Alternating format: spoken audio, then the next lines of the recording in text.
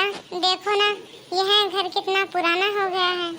विवेक कह रहा था कि पापा यह घर बेच देते हैं और एक अच्छी सी जगह पे बड़ा सा घर खरीद लेते हैं। हम सब लोग वहीं मिलजुल कर एक साथ रहेंगे। विवेक तो खुद ही घर खरीद रहा है, बस हमसे थोड़ी सी मदद ले रहा है। और यह घर तो वैसे ही मेरे नाम पे है, तो मैं जिसे चाहूँ उसे पैसे दे सकता हूँ। तो कहो, तुम क्या कहते हो? तुम भी उसकी थोड़ी सी मदद कर दोगे ना? एक भाई होने के नाते तुम्हारी भी तो उसके प्रति और घर के प्रति कुछ जिम्मेदारियां हैं। तुम्हारी भी तो कुछ जिम्मेदारियां बनती हैं इस घर के प्रति। और वैसे भी जब तुम पढ़ाई कर रहे थे तो विवेक ने उस समय मेरी बहुत मदद की थी, तो तुम भी उसकी थोड़ी सी मदद कर सकते हो ना? हाँ पिताजी, घर के प्रति मेरा भी तो कुछ फर्ज बनता है। मेरे पास कुछ सेविंग पड़ी हुई है, मैं वो भैया को दे देता हूँ, जिससे भैया की मदद हो जाएगी। और फिर पिताजी, रहना तो हम दोनों भाइयों को एक ही साथ है, तो फिर मैं भैया की मदद भला क्यों नहीं करूँगा? मैंने इनसे कहा था कि मायके में मेरी माँ के इलाज के लिए कुछ पैसों की जरूरत है, लेकिन यह तो घर खरीदने के लिए पैसे देने की बात कर रहे हैं। तुम्हारी माँ के इलाज के लिए तो पापा जी भी पैसे का इंतजाम कर लेंगे, वो भी तो पैसों का इंतजाम कर सकते हैं ना। लेकिन भैया की मदद कौन करेगा? वैसे भी भैया ने मेरे लिए बहुत कुछ किया है, तो भैया की मदद करना मेरी जिम्मेदारी बनती है। उनके प्रति मेरी भी तो कोई जिम्मेदारियां हैं। क्या करूं मैं अब? क्या बोलूं इनसे? इनसे तो कुछ भी बोलने का कोई भी फायदा नहीं है। लेकिन एक बात मेरे समझ नहीं आ रही, जब घर दोनों भाई मिलकर खरीद रहे हैं तो फिर ये घर बड़े भैया के नाम पर ही क्यों? लेकिन मैं अब क्या करूं? यदि इस मामले में और मैं बोलूंगी तो मुझे घर छोड़ने वाली बहू का टैग जल्दी ही मिल जाएगा, क्योंकि मेरी अभी नई शादी जो हुई है, ज्यादा मैं घर के मामले में कुछ बोल भी नहीं सकती, इसलिए मेरा चुप रहना ही बेहतर है। अब मेरी सास तो है नहीं, और घर में बड़े बुजुर्ग के नाम पे ये मेरे ससुर हैं, जो कि मेरे जेठ और जेठानी इनसे ही प्यार करते हैं, इन्हीं को चाहते हैं। ये तो यह भेदभाव मुझे साफ साफ दिखाई दे रहा है। अरे तुम अभी नई आई हो, तुम्हें क्या पता मेरे पापा मुझसे कितना प्यार करते हैं। और हाँ, मेरे दिमाग में ये सब फालतू की बातें मत डालो, ठीक है? अब तो चुप रहने में ही मेरी भलाई है। ये देखिए पापा, अपना नया घर। हाँ बेटा, अब सभी लोग इसी घर में शिफ्ट हो जाते हैं जल्दी से। चलो अब सभी लोग इस घर में आराम से मिलजुल कर रहना। अभी तक तो सब कुछ ठीक ठाक चल रहा है। पापा, राधा ने बेटी को जन्म दिया है, जिसका नाम हम लोग गुड़िया रखेंगे।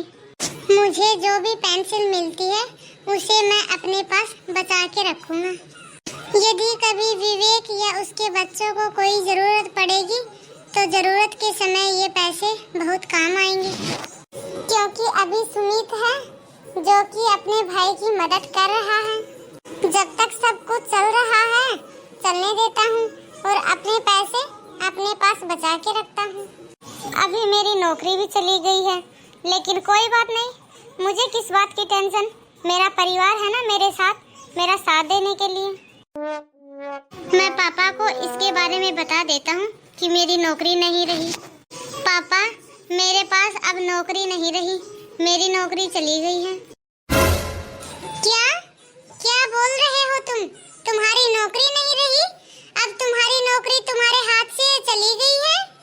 कोई नहीं बेटा, ये नौकरी तो चली गई है, अब जल्दी से जल्दी दूसरी नौकरी का इंतजाम करो, क्योंकि अब तुम्हारा परिवार भी बड़ा हो गया है। अब तुम्हें बेटी भी हो गई है, उसके भी तो कई तरह के खर्चे हैं। कभी उसको वैक्सीन लगवाना है, तो कभी उसकी तबीयत खराब हो गई है, कभी उसके लिए तेल लेके आना है, तो कभी उसके लिए पाउडर साबुन लेके आना है। तुम्हारी पत्नी की भी तो बहुत सारी फरमाइशें आती हैं, उसके भी इतने सारे खर्चे कौन उठाएगा?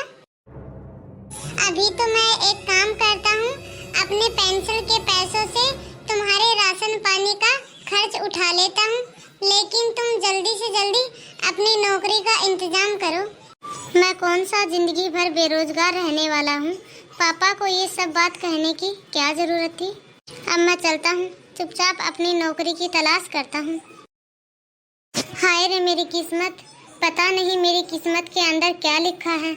6 महीने बीत गए लेकिन मुझे आज तक कोई नौकरी नहीं मिली। अब सभी घर वालों को मेरा परिवार बोझ लगने लग गया। जब से मेरे पति की नौकरी गई है तब से मेरा परिवार इन सभी लोगों को बोझ लगने लग गया। तब से ये लोग सारा दिन मुझसे नौकरों की तरह घर का काम करवाते हैं और बात बात पर निकम्मे की बीवी का ताना भी देते हैं। चलो, मैंने अब सारा खाना बना लिया है, सभी को खाना परोस देती हूँ। अरे छोटी बहू, तुमने अपने लिए इतना सारा खाना क्यों ले लिया और बड़ी बहू को तुमने कम खाना क्यों दिया? यह खाना तुम्हारे पति की कमाई का नहीं है, मेरी कमाई का है। और वैसे भी खाना कम खाया करो क्योंकि निकम्मे की बीवी को अपनी जीभ पर थोड़ा कंट्रोल रखना चाहिए। चलो, बड़ी बहू को ज्यादा खाना दो। ये लीजिए दीदी, ये सारा खाना आप ही रख लीजिए, मुझे अब भूख नहीं है, मैं अपने कमरे में जाती हूँ।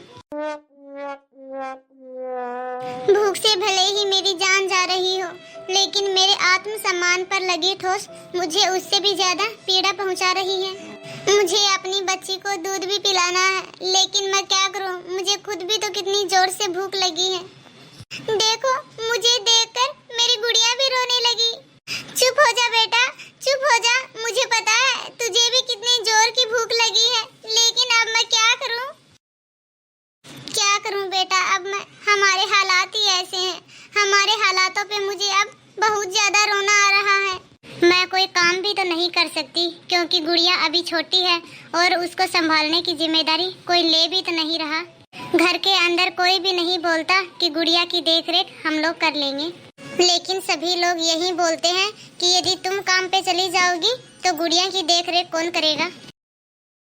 जब से इनकी नौकरी गई है तब से सारा दिन मुझसे एक नौकरानी की तरह घर का काम करवाते हैं। मेरे साथ एक नौकरानी की तरह व्यवहार किया जाता है, लेकिन क्या करूं, इनके पास नौकरी नहीं है ना, चुपचाप सर झुका के लग जाती हूँ काम करने में।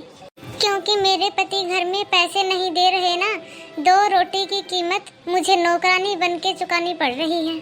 मेरी 2 रोटियां ही मेरे ससुर और मेरे परिवार के ऊपर भारी पड़ रही हैं। आज इस भले पूरे परिवार में मुझे बहुत ही अकेलापन महसूस हो रहा है, क्योंकि मैंने तो सभी के मुंह से बस यही सुना है कि संयुक्त परिवार में रहने के बहुत ही बड़े बड़े फायदे हैं। सुख दुख में सभी लोग एक दूसरे की मदद करते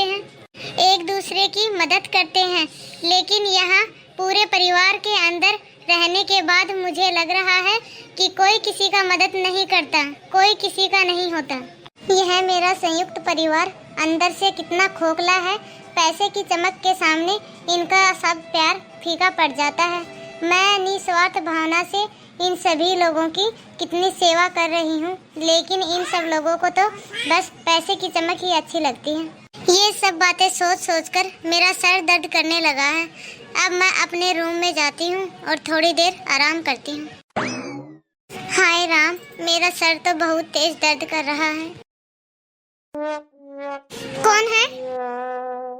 मेरे सर पर किसने हाथ रखा? अच्छा, आप हो। क्या हुआ जी? आपकी आंखें तो बहुत ही लाल हो रही हैं और आपका चेहरा इतना उदास क्यों है?